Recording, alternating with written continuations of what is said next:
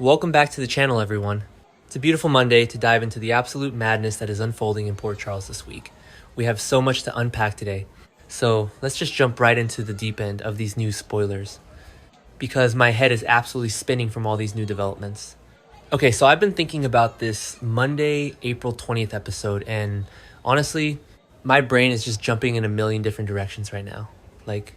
There is so much happening, and none of it is completely connecting yet, but also it kind of is. Wait, let me start with the docs. Why is it always Pier 55?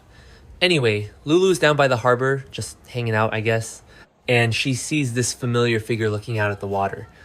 And it's Ethan Lovett, her half-brother Ethan. Which, first of all, it's been years since he just showed up like this, especially by himself. Lulu's first reaction is so telling because she literally asks, "Do I know you?" And then when he turns around, she immediately goes, "Who are you running from this time?" Which is fair. I mean, it's Ethan. He's always running from something or someone. But actually, no. First, I should mention that all the indications right now point to him not running. He's actually coming to handle the problem. And by problem, I obviously mean Jen Sidwell. It's weird. Like, really weird. The whole thing is just weird because Sidwell has been this massive dark cloud over the entire Spencer family. I mean, think about it. Sidwell was a huge problem for Lucky Spencer. And then there's the whole thing with Holly Sutton. Sidwell nearly caused Holly's grim fate, which is just... I can't even get into that right now because it makes my blood boil. And let's not forget Sasha Corbin too. Sidwell has his hands in everything. So Ethan being back to take him down makes perfect sense. But then again, that doesn't explain why behind the scenes photos show Ethan showing up at Sonny Corinthos' house. Wait, actually maybe it does make sense because Sonny is also dealing with Sidwell. Sidwell is completely fixated on the idea that Sonny killed Marco Rios. And Sonny is trying to keep Danny Morgan from joining the mob just to get back at Sidwell for whatever problems he caused Jason Morgan. So maybe Ethan and Sonny are going to team up. I don't know. It feels like a weird alliance. But Laura is also looking for allies against Sidwell to end her blackmail nightmare. So maybe it's going to be this giant anti-Sidwell coalition. Or maybe not. I don't know. My brain is just moving too fast. What was I saying? Oh, right, Nina. Let's talk about Nina's shock because this is another thing that is seriously bugging me. Nina comes running into her place, probably stressed out about Willow's new scheming era, and she is absolutely shocked to see her unexpected guest. She literally yells, "What the hell are you doing in my living room?" And it's Valentin Cassidy. Basically, Valentin is just breaking into apartments now. I mean, not exactly, but kind of. He's ambushing her. Okay, wait, let me back up. Why is Valentin there? The promo says Nina receives an intriguing offer, and it looks like Valentin is trying to make her a better deal than Jack Brennan did. Remember the whole blackmail thing? Jack was blackmailing Nina to use Charlotte to find Valentin so Jack could arrest him. Which is so messed up because Jacinda Bracken is also using Charlotte to fish for information on Valentin for her own deal with Brennan. Charlotte is literally just a pawn for everyone right now. It's infuriating. But anyway, Valentin knows about the blackmail. He knows Jack is holding this video evidence over Nina to protect Willow. So maybe Valentin's offer is to just delete the video. Like, Jack isn't the only spy in the world. Valentin knows how to make video evidence disappear and reappear. He could totally hack into wherever Jack is keeping it and wipe it. But wait, if he does that, what does he want from Nina in return? An alliance against Brennan? Probably. But then again, if Valentin just deletes the video, doesn't that make Brennan even more dangerous? I feel like I'm missing a piece of the puzzle here. And speaking of missing pieces, let's talk about the Collins condo. This is the part that kept me up way too late last night. Councilman Ezra Boyle is at Laura's place. Let me set the scene because it's kind of hilarious but also really dark. Laura apparently found Ezra extremely drunk at the Brown Dog bar and brought him home to sober up. He passed out on her couch, slept it off, and now he's awake and apologizing. But he's not just apologizing for being a messy drunk. He confesses that he is the reason Sidwell framed Laura for murder. Okay, I need to pause and process this. Ezra Boyle, a city councilman, helped Jen Sidwell frame the mayor of Port Charles for murder. The murder of Professor Henry Dalton. Do you remember this? I think it was a few weeks ago, or maybe a month, somewhere around there. Sidwell shot and killed Henry Dalton right in the living room of Wyndemere. And Britt Westbourne and Pascal were right there. They witnessed it. But then someone took photos of Dalton's corpse in the trunk of Laura's car. And Sonny and Laura found the photos when she got a flat tire. Probably doesn't matter, but I noticed the flat tire was definitely intentional, so they would look in the trunk. So Ezra is the one who took the photos, or he planted the body, or he just provided the political cover for Sidwell. I don't even know, but Laura looks a mix of worried, offended, and sympathetic. Sympathetic. Why is she sympathetic? The guy framed you for murder, Laura, but she can tell he's truly sorry, so she proposes an alliance. This is classic Laura Collins. Turn your enemies into allies. She desperately needs help to end this Sidwell blackmail nightmare. So I guess a guilty councilman is a good start, but I just don't trust Ezra at all.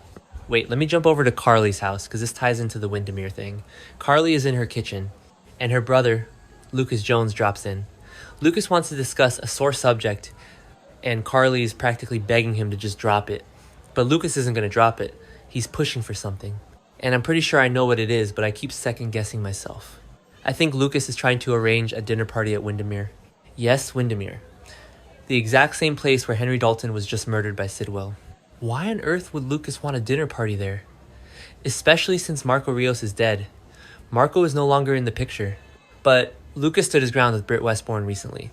He told Britt he intended to complete Marco's mission. He wants to get more of that mysterious medicine to reverse engineer it.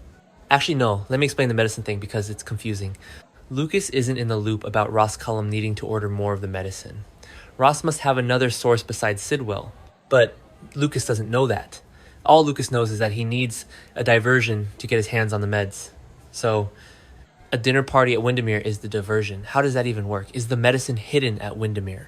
Is he gonna invite Britt? It's weird, like really weird. The whole thing is just weird.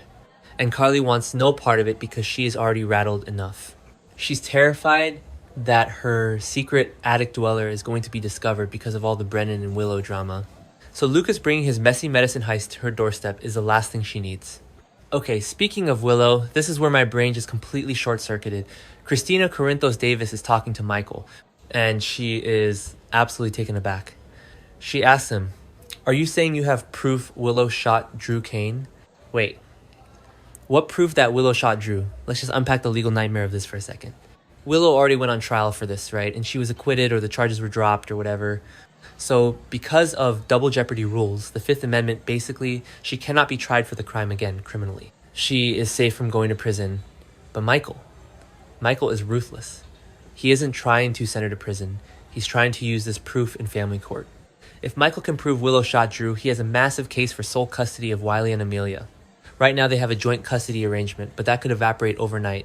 It's actually brilliant, terrifying, but brilliant. But where did Michael get this proof? He didn't have it before. Back when Willow was tried and Michael himself was nearly accused of the shooting.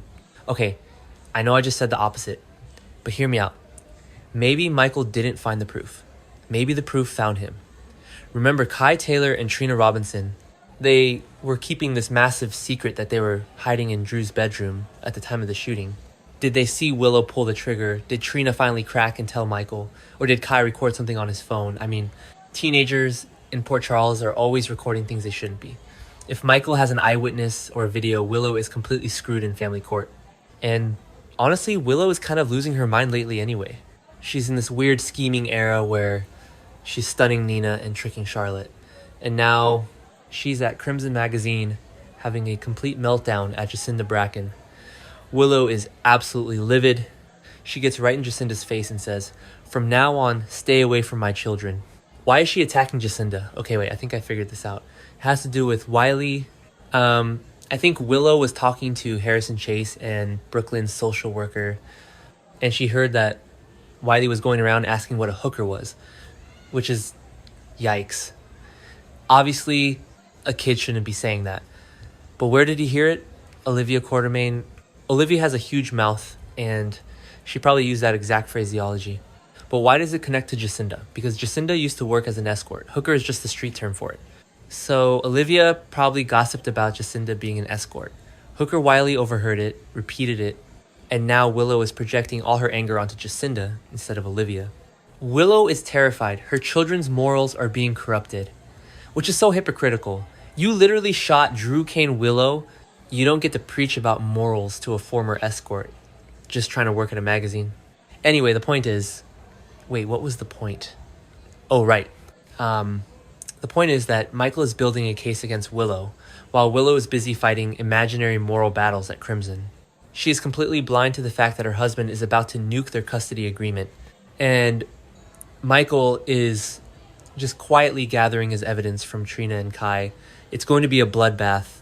I don't know, maybe I'm reading too much into the Jacinda thing, but it fits right, sort of. I mean, Jacinda is also busy fishing for information from Charlotte to give to Jack Brennan, so she has her own messy web going on. Everyone in this town is just constantly blackmailing or framing each other. Ezra framing Laura for Sidwell, Jack blackmailing Nina, Valentin ambushing Nina, Michael plotting against Willow, Ethan hunting Sidwell. It's all just one giant tangled mess, and I am so here for it. But I also really need a nap because my brain is fried from trying to connect all these dots. Let me know what you guys think in the comments, if you can even make sense of my rambling